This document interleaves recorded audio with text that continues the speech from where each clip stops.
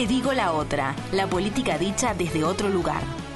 Todos me dicen que nunca voy a llegar a nada, que está probado. Bien, y como siempre ocupa, Te digo la otra, y en realidad a todos los uruguayos, vamos a estar hablando y charlando un poquito de lo que es la situación política argentina, y para ello estamos en comunicación con el periodista, politólogo, ensayista e historiador argentino Hernán Brienza. Un gusto tenerte con nosotros en Te digo la otra.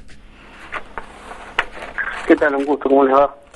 Bien, el gusto es nuestro, Hernán. En primer lugar, y para ir entrando un poco en clima, ¿cuáles son los cambios o cómo está hoy Argentina después de estos, o haciendo un balance de estos primeros 6 meses del gobierno de Mauricio Macri? Bueno, yo creo que desde el advenimiento de la democracia en la Argentina el 17 de diciembre de 1983 no se había producido un gobierno que en tan pocos meses planteara una lógica de ajuste tan brutal como la de el actual gobierno, y sobre todo sin un nivel de crisis económica que de alguna manera justificara la dureza del ajuste. El otro gran ajuste que se produjo en la época del 99 al 2001 con el gobierno de la Rúa fue mucho más módico y venía de una lógica de ajustes que estaba planteado desde aproximadamente el 94-95 para remontarse a una transferencia de ingresos tan brutal como la que hizo el macrismo en 6 meses. En términos económicos hay que remontarse a la dictadura mitad del 76 al 83, ¿no? Obviamente no es exactamente lo mismo en términos políticos y en términos de derechos ciudadanos, pero sí en términos de lo que logra un nuevo plan económico de ajuste en la sociedad, ¿no? Recordemos el 30% de liberación de precios en la primera semana, un congelamiento de salarios y apertura indiscriminada de las importaciones en aquel año 76, y en este año en estos 6 meses lo que uno ve es una devaluación que empobrece casi un 50% el salario de los argentinos. Uno podría decir que la devaluación es del 40%, pero con la inflación se ha llevado al 50% del salario de los argentinos, una suba de tarifas de los servicios públicos que es prácticamente inalcanzable para una gran parte de los argentinos,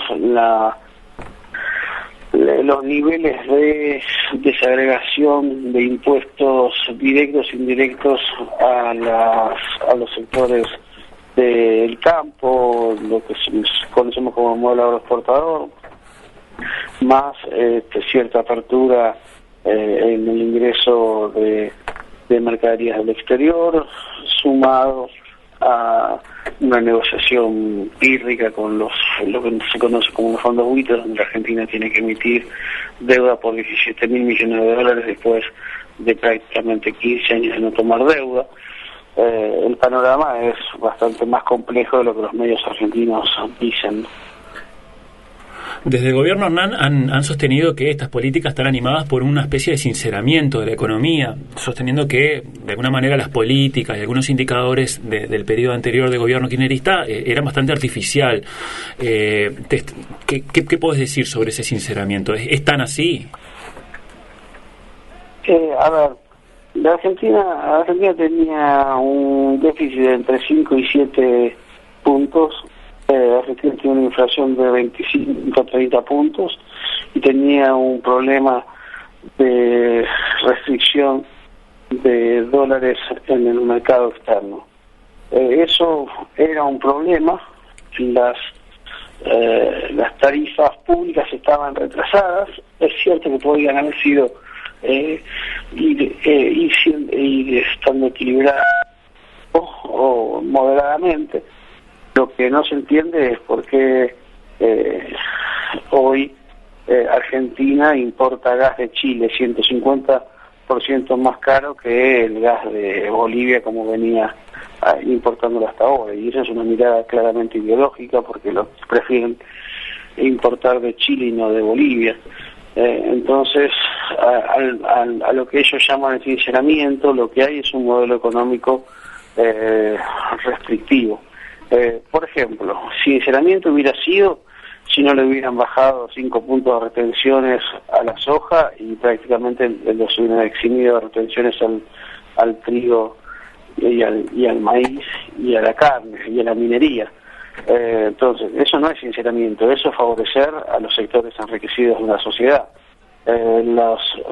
Los 30 puntos de interés que pagan los bancos a los particulares están claramente, por ley del Banco Central, están apoyadas por un 40% de tasa de interés del Banco Central a los bancos. Es decir, los bancos ganan un 10 puntos solamente por pagar altas tasas de interés a los inversores solo para que la gente no corra al dólar y haga una bicicleta financiera con un 30% de interés en los plazos fijos. Imagínate que vos en Uruguay ponés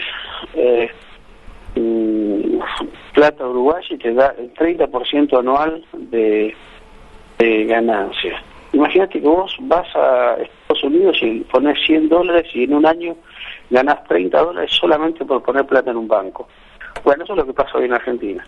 Y eso lo hacen para que la gente no salga corriendo a comprar dólares. ¿Por qué? Pues si la gente sale corriendo a comprar dólares con una reservas que hoy están en 21.000 millones de dólares, no podría, la democracia argentina se iría a los caños.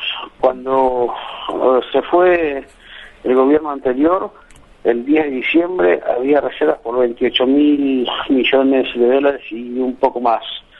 Y Argentina había crecido 2,5 puntos en el año 2015. Hoy las reservas están alrededor de 22.000 millones de dólares, es decir, perdimos 6.000 millones de dólares que se fueron fugados en ganancias de empresas y de empresas transnacionales y de empresarios privados que han llevado su excedente a bancos internacionales. Es una política que, como ustedes saben, los principales dirigentes del macrismo llevan adelante. El propio Macri tiene cuentas offshore en Panamá y en otros lugares del mundo, lo tienen otros funcionarios como Darío Grindetti, como el economista Melconian, que es el jefe de uno de los bancos del Banco Nación. Por lo tanto, es una política que favorece a los sectores concentrados de la economía. Ajá. Bien, Hernán, te queríamos preguntar también, tanto como intelectual, como politólogo, como militante del proyecto kirchnerista, ¿cómo evaluás que está, cuál es la situación del kirchnerismo actualmente en Argentina? Que bueno, por primera vez en muchos años le tocó estar en la oposición, eso implica que se tenga que reconfigurar.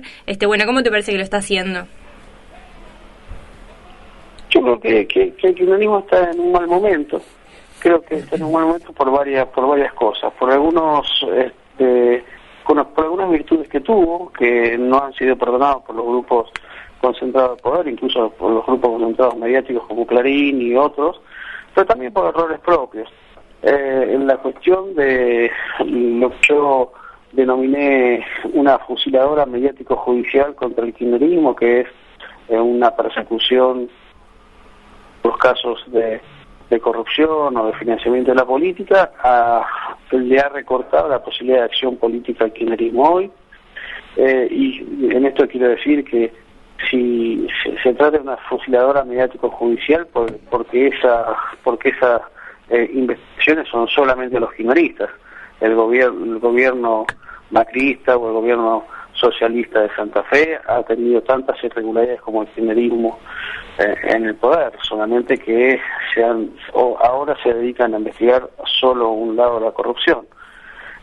Y al mismo tiempo creo que el kirchnerismo ha cometido errores de construcción política en el sentido de que tiene una ligazón muy fuerte entre su liderazgo Cristina Fernández de Kirchner y su electorado, o lo que uno podría decir en términos del siglo XX, la masa disponible, que no ha generado nuevos liderazgos que pudieran acompañar el liderazgo de Cristina Fernández de Kirchner. Y eso en un momento en el cual discute internamente con el PJ territorial, con los gobernadores, con el peronismo más tradicional, los gobernadores y los intendentes municipales, lo deja en un sector de vulnerabilidad que por ahora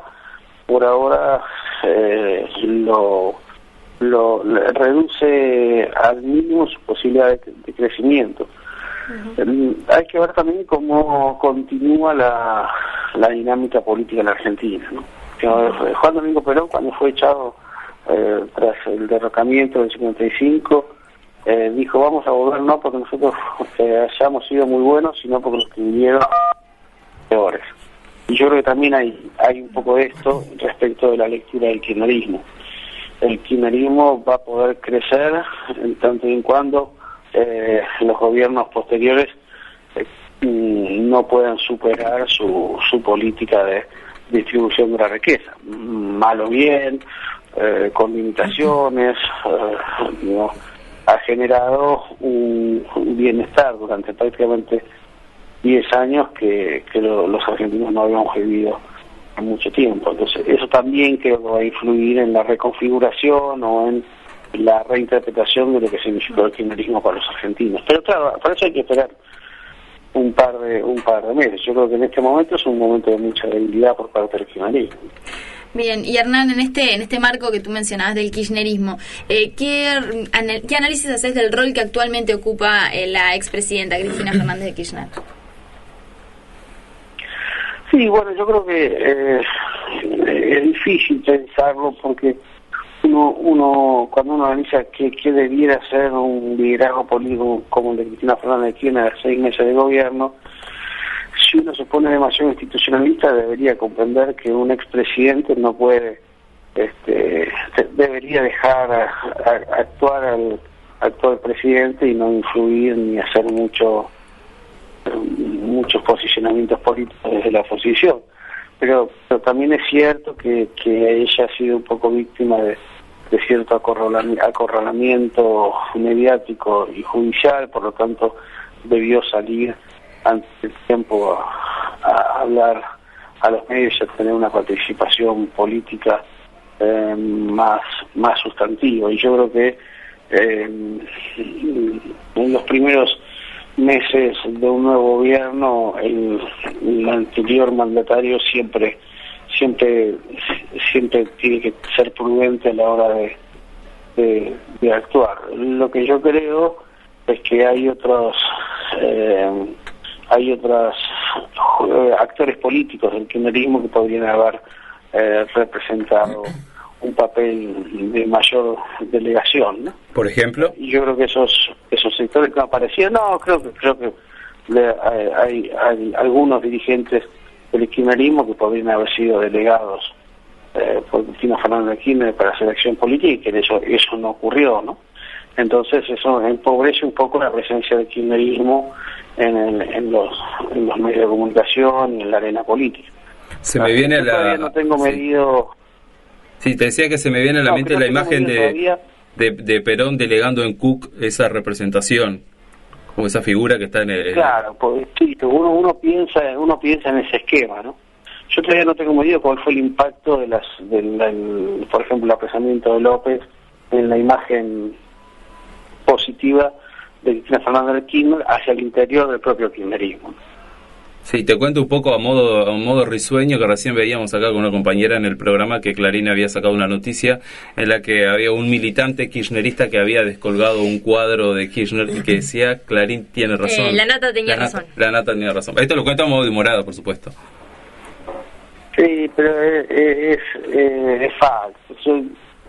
Yo creo que el problema que tiene Clarín es de credibilidad. Nada de lo que Clarín hoy está sospechado de ser verdad.